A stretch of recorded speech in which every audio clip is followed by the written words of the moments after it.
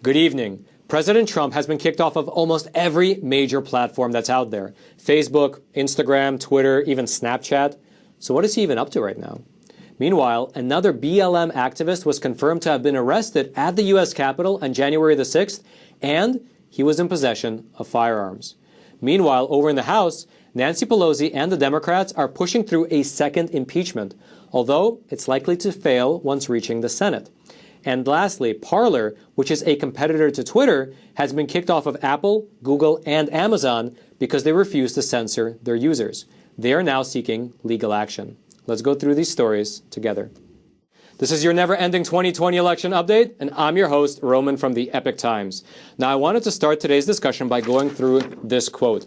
Take a listen to it and see if you can figure out who said it. It doesn't matter what the press says. It doesn't matter what the politicians or the mob say. It doesn't matter if the whole country decides that something wrong is something right. Republics are founded on one principle above all else: the requirement that we stand up for what we believe in, no matter the odds or consequences. When the mob and the press and the whole world tell you to move, your job is to plant yourself like a tree beside the river of truth and tell the whole world, no, you move.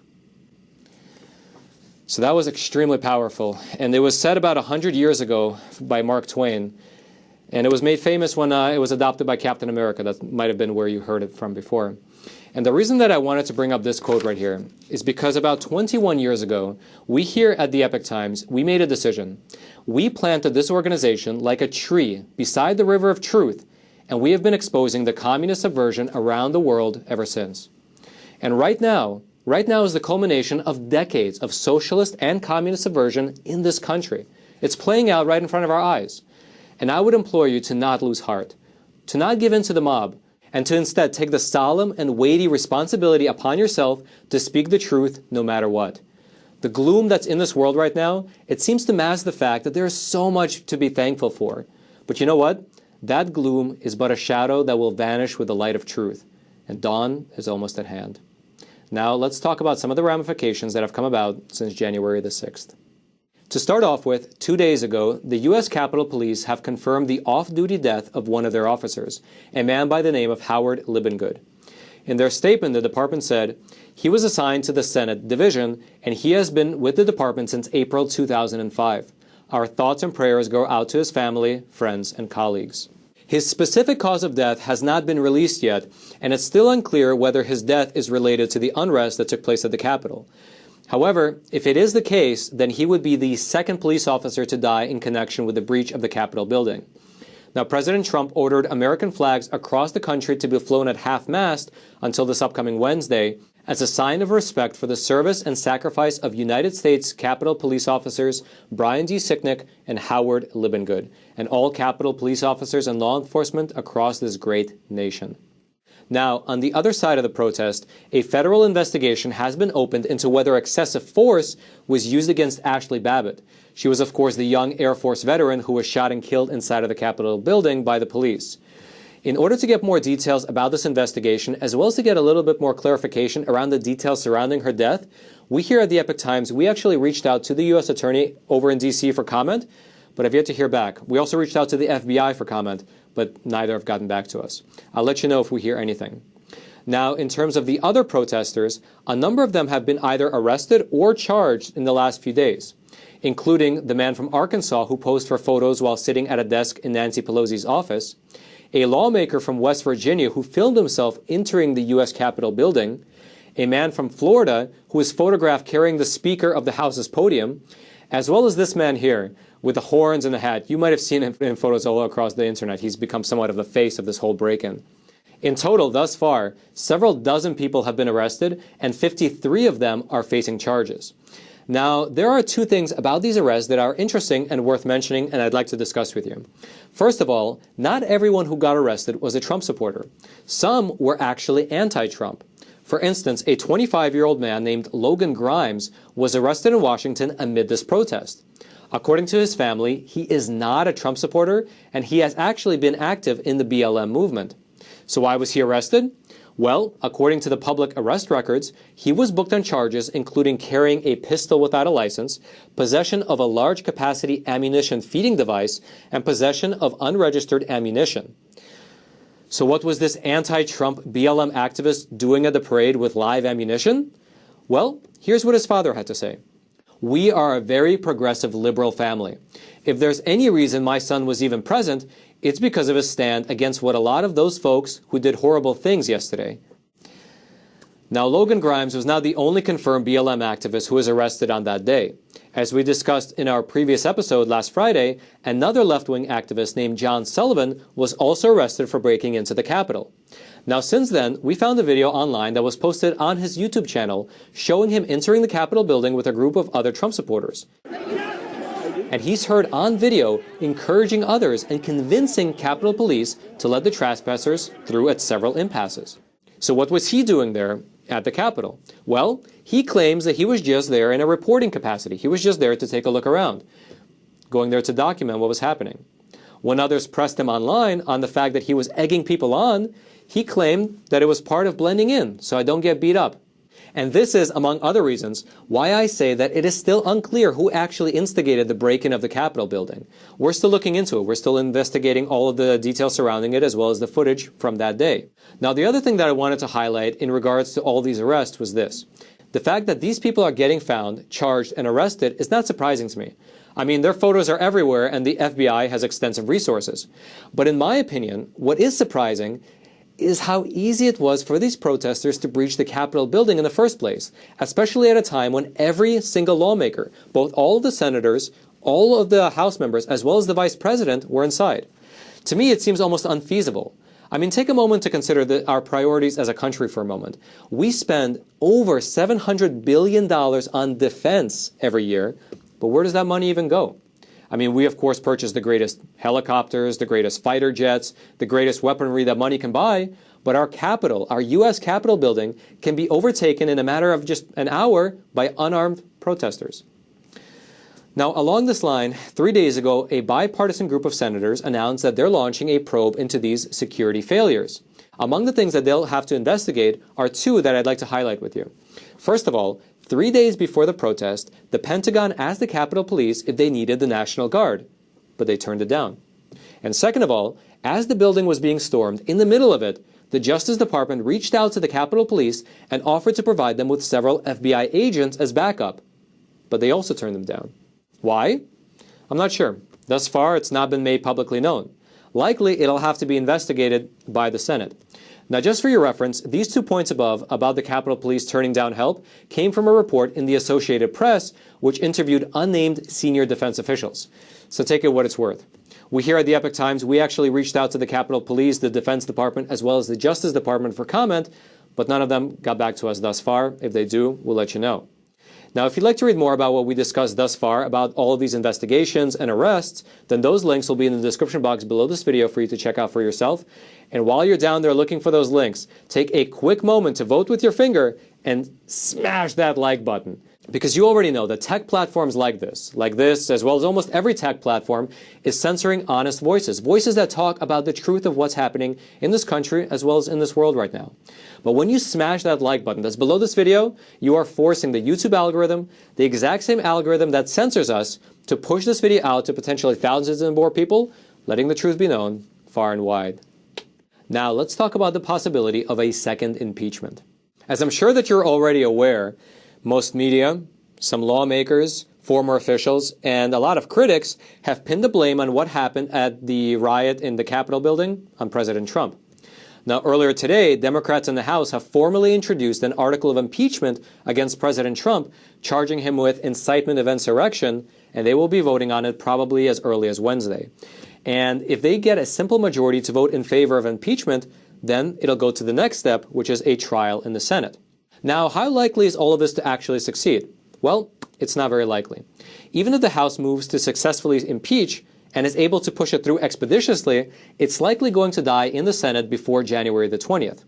That's because right now, the Senate is actually in recess and is only holding pro forma sessions every 3 days until January the 19th. And so, according to Mitch McConnell, without unanimous consent, the Senate may not conduct any business of any kind during pro forma sessions, including beginning to act on received articles of impeachment from the House.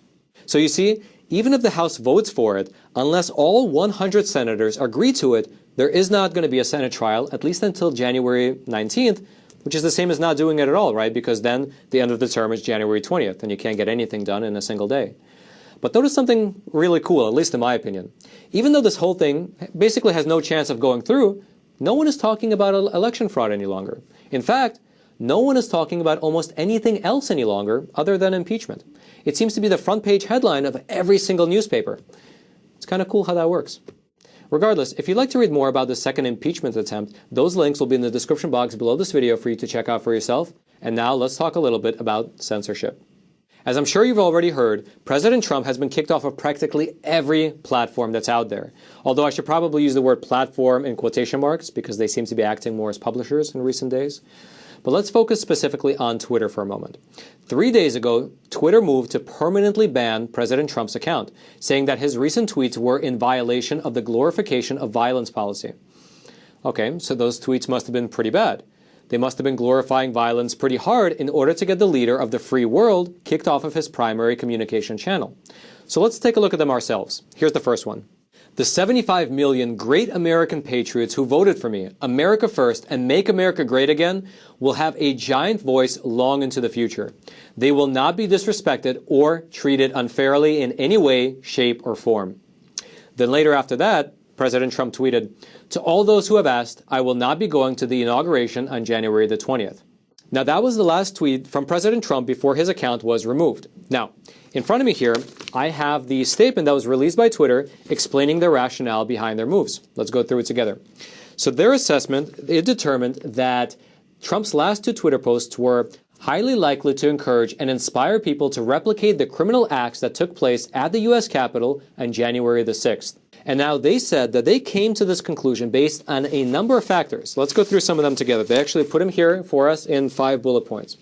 So their first point says that President Trump's statement about not attending the inauguration is being received by a number of his supporters as further confirmation that the election was not legitimate and is seen as him disavowing his previous claim that there would be an orderly transition on January the 20th. Now, to me, that seems highly speculative and open to interpretation, but okay, let's move on. In their second point, Twitter says that President Trump's statement may also serve as encouragement to those potentially considering violent acts that the inauguration would be a safe target as he will not be attending. Again, that could be the case, but that's highly speculative and open to interpretation. But let's continue. The third point, and in my opinion, this is my favorite point in terms of the mental gymnastics, is that the President Trump's use of the words American patriots to describe his supporters is also being interpreted as support for those committing violent acts at the U.S. Capitol. In their fourth point, Twitter claims that when President Trump said that his supporters will have a giant voice long into the future and that they will not be disrespected or treated unfairly in any way, shape, or form, that is being interpreted as further indication that President Trump does not plan to facilitate an orderly transition. In short, they are basically saying that President Trump didn't actually threaten violence, but that his words can be interpreted to perhaps be an incitement to violence. Interpreted by whom? Well, they didn't really say. If you've been following this whole censorship debate for a while, you already know how it goes. In my view, the way it works is basically that there is one group of people which can constantly talk about doing violence to their opponents and have it be brushed off as being just a metaphor, while you have another group of people that can't even talk about their points of view without it being called a dog whistle. Here's an example of it. It took me about a minute to find because these types of examples are everywhere. This is from People for Bernie. It's a verified account on Twitter. And they wrote, "You're either Antifa or you're pro-fascism. There is no middle ground. The question today isn't which side you are on. That question has already been answered. We know who sided with fascism. Don't let them escape it." Don't let them escape it? Antifa has been brutally beating people up, and they've even killed at least one person over the last year at least. That is a threat, but it won't be interpreted that way. It will not be taken down very likely, because it's just a metaphor, right? It's all open to interpretation. So you see, when you begin to have the power to ban people based on interpretation, that's so dangerous. In my opinion, at least, the people who advocate for this type of censorship, they actually typically have good intentions. They want to help the world. They just don't realize that when you open up Pandora's box like this, when you let the genie out of the bottle, when you allow censorship to take place in this world, it won't always work in your favor. You might be censored yourself in the near future. Regardless, that Twitter ban was only the opening salvo. A lot of people don't know, although more people know now, that Twitter has a competitor named Parler. And after President Trump was banned off of Twitter, and at the same time a lot of other conservatives were also getting kicked off of Twitter as well, Parler saw a huge surge in traffic. That's because they are known as a free speech platform.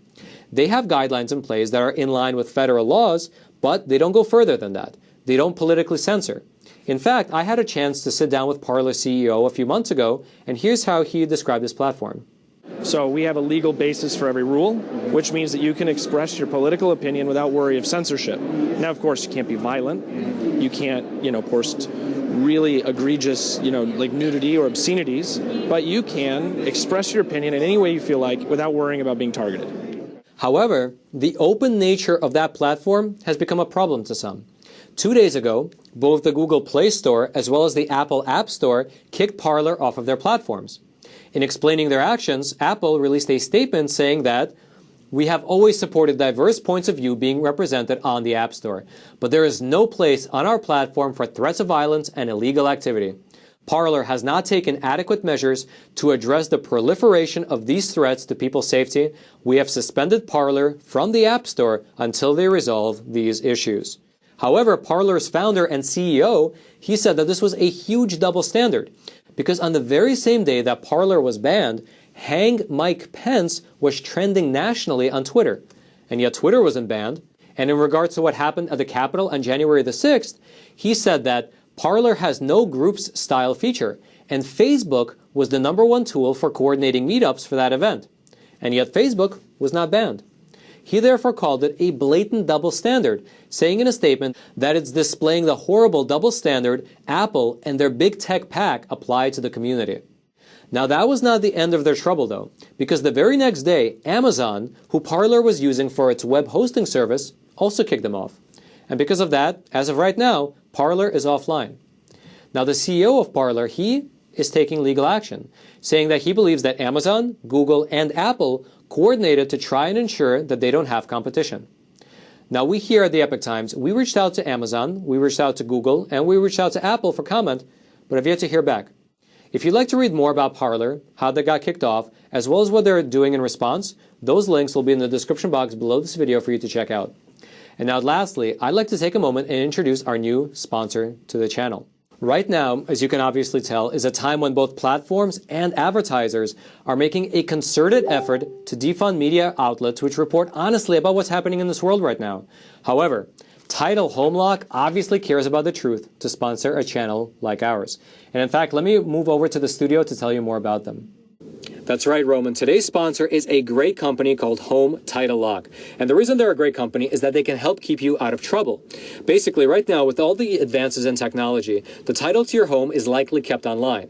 And what a savvy hacker can do is that they can hack into the system, steal the title to your home, fake your signature, and sign over your home, basically sign a quitclaim deed stating that you sold your home to them. When you really didn't, it's fake. But a bank won't know any different. And so what they will do then is they will take out loans against your home and take all the equity from it, basically stealing from you. And you won't know any different until the collection calls start coming into you. So they help you. Home Title Lock protects you from this eventuality, because in the unlikely event that this actually happens to you and you're a member with Home Title Lock, they will spend up to $250,000 in legal fees in order to restore your home's title. And so you can go over to HometitleLock.com. That link will be in the description box below this video, HometitleLock.com, and you can register your address to see if you're already a victim. And then if you want to sign up for their service, you can use promo code Roman, that's like my name, and you can get 30 days of free protection. So go over to HometitleLock.com, use promo code Roman, and sign up. And again, thank you so much, Home Title Lock, for sponsoring this video at a time when advertisers are pretty much avoiding honest media outlets like the Epoch Times. They stepped up and sponsored our video, and they are actually a long-term sponsor. So check them out if you are interested in protecting your home's title. Otherwise, Roman in the other studio, back to you. And lastly, if you haven't already, smash that like button for the YouTube algorithm. Subscribe to this channel in order to get honest news content delivered directly to your YouTube feed. And until next time, I'm your host, Roman from the Epoch Times. Stay informed and stay free.